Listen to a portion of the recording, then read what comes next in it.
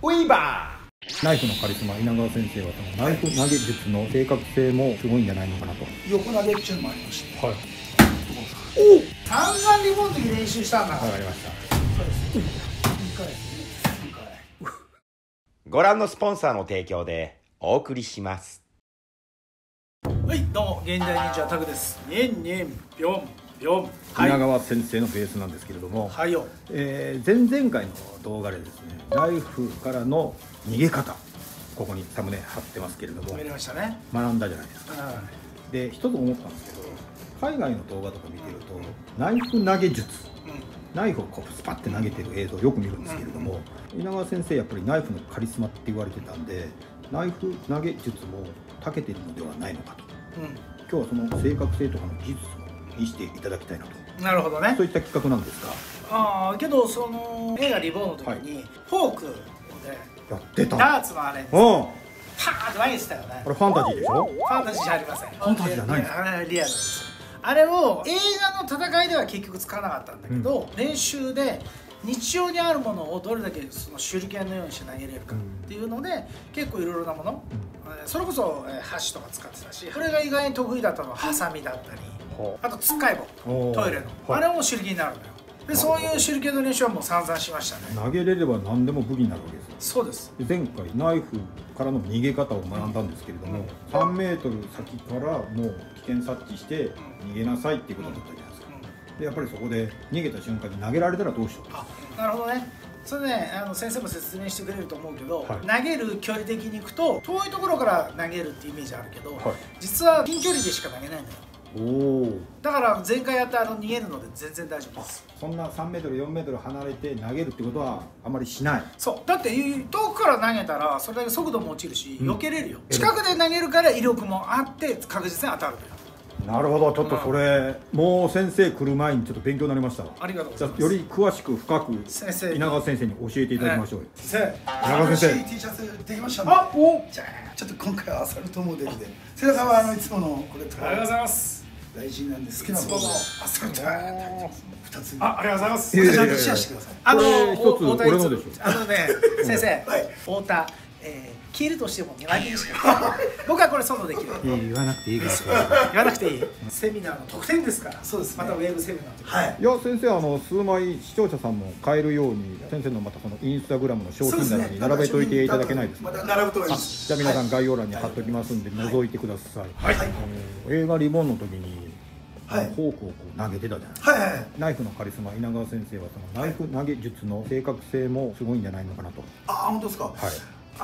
普通のこういう自分たちが装備してるナイフをとっさだからって投げることはナイフなくなっちゃうんで、そこの辺にある枝とかをスーッとヒットに取って投げるので、自分は棒手裏剣ってあるんですよ。たくさんともう相当リボンの時も練習、ハサミ投げたりありとあらゆるもの投げて喋るまで多分投げてたと思うんですけど、それ研究してどんぐらい刺さるかとかやったんですけど、そういうその辺にあるものを武器にできるっていうのを練習しましたね。ナイフがね、先生は自分は大切なものなのよ。持ってる方がたくさん倒せるんだから、なくしてもいいよっていうものしか投げないっていう。僕が練習したんだからハサミとか綺麗にフッて開いてスパーン刺さる。ハサミはなんとなく刺さるだろうなっていう。じゃあドライバーなんですよ。ドライバー無理でしょ。どうと思うよね。先生のドライバー投げるやつ貫通します。じゃあそれちょっと見せていただきましょう。やってみましょう。最新戦闘術を極めたアクション俳優とジークンドーを極めた暗殺者。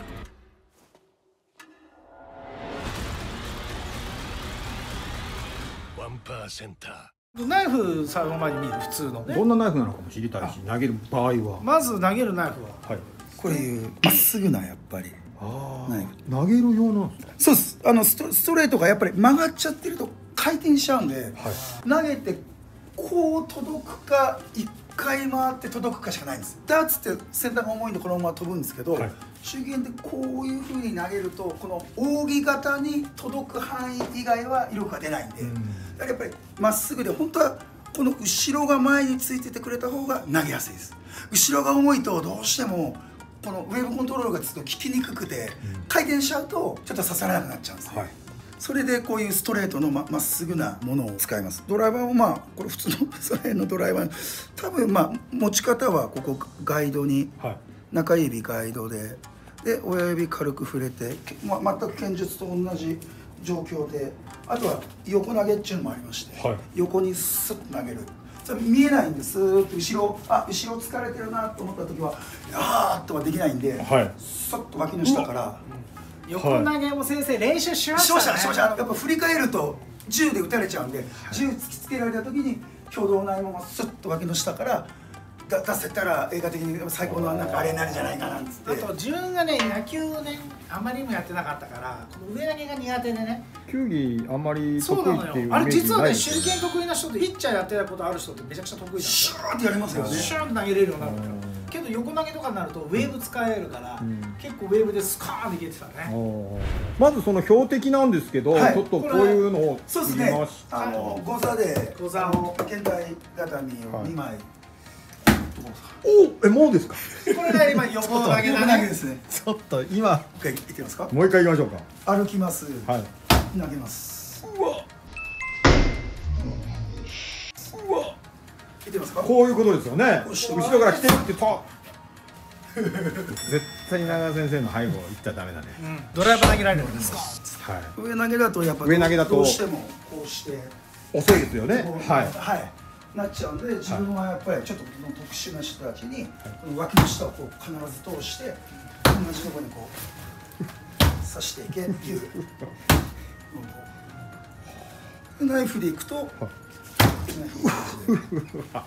タビちゃん、ちょっと一回あなたもやってみてくださいよ。僕もだって散々リモートの時練習したんだから。わかりました。ただもう忘れてるな。前に歩いてきてからやってくださいよ。こう歩いてきて振り返りで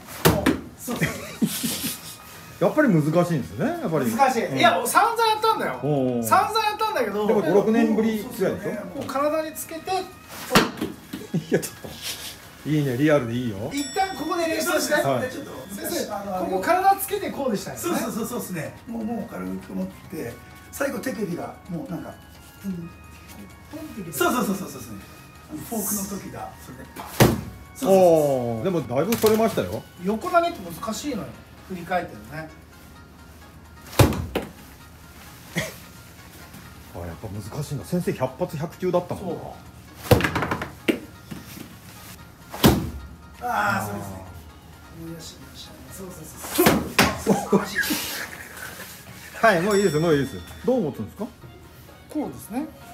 こう持つ。でこれをガイドにして、手首でキュッていくと。この当てて親指もそうと持って勝手にスッと正中入ったらスッと抜ける感じ。振り返ってこうなります。絶対こうなります。稲川先生みたいにすんなり絶対できないですよ。スーッといって振り返ってシュッと。やっぱ難しいね。いや久々にやったら先生ダメですね。やっぱなんか感触悪くなりますよね。僕なんかもう標的にすら当たりませんでしたんで。先生じゃあもう一回やってください。やってますか。はい。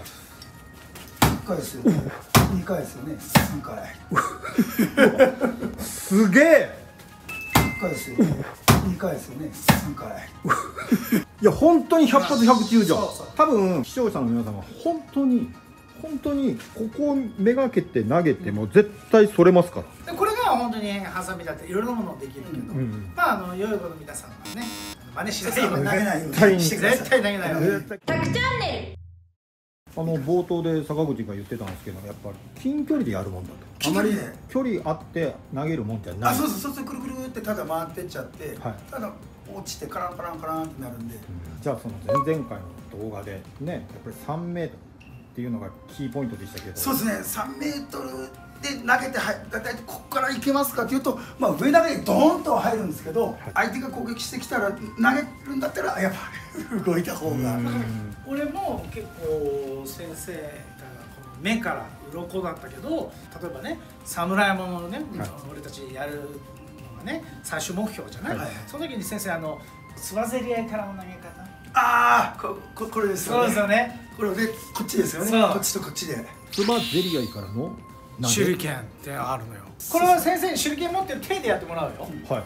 例えばここにこに手裏剣を隠してる。隠してるんですよ。はいでこうカチャーチャーってきた時に、これがこっちに回るかこっちに回るかで、こっちに回った時に下からシュッてそうそうするとタッタッカチンってなったらこれとこっちに返した時はこっちで、あと後ろのやつにもいけるようにちょっとこれ隠す、またその侍もの時はここに帽子手裏剣が手裏剣がガーッと入ってて、パンってぶつかった瞬間にぶつかったてた時に手裏剣が飛んでくるっていう。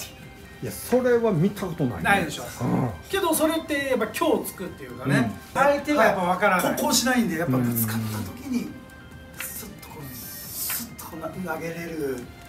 だから忍者とかもほら暗闇で黒い手裏剣投げてるからこうやってるから、さあ日中にこう出てきてさこう投げてたらそれ意外に避けれるからね。いやナイフ投げ術競技だろうとずっと思ってたんですけども、稲川先生のそのね横からのスロー実用的でも使えるんだっていうのが非常に勉強になりました。すごかったです。ありがとうございます。もうちょっと今日これ撮影終わったら久々にもう一回練習し直す。やっぱ5、6年触ってないと投げてないと全然違う。もう投げれない感触がやっぱ悪くなりますよね。今日先生が全くやっぱ変わってないじゃない、100発100中だったね。そうそうってことはやっぱ自分がねやっぱたまにはやらなきゃいけないっていう。でもすごいのが、ちゃんと中央に行ってたじゃないですか。あれ僕本当に初めてドライバーっていうものを投げたんですけど、全然この真ん中にすら行かなかった。そうだよね。まだ真ん中行ってたんで、あと本当ちょっとした感覚じゃないですか。そうです、多分すぐ今日中にね戻したいなと。いやいやもう取ったら帰れますから。あ、そうですか。残って練習してください。なんで私じゃあ練習しますね。あとは来月の頭ぐらいにちょっと先生また僕自分のねインスタで新しい技をねどんどん上げて海外に出してきて最高ですね。先生プライベートでまた手伝ってぜひお願いします。頑張ります。はい、ということで、このチャンネルがいいなと思った方は高評価ボタンよろしくお願いします。はい、そして先生と共に歩む侍の最終映画を見たい方はチャンネル登録してお待ちください。はい、それでは本日もありがとうございました。ありがとうございました。ありがとうございました。ウィーバー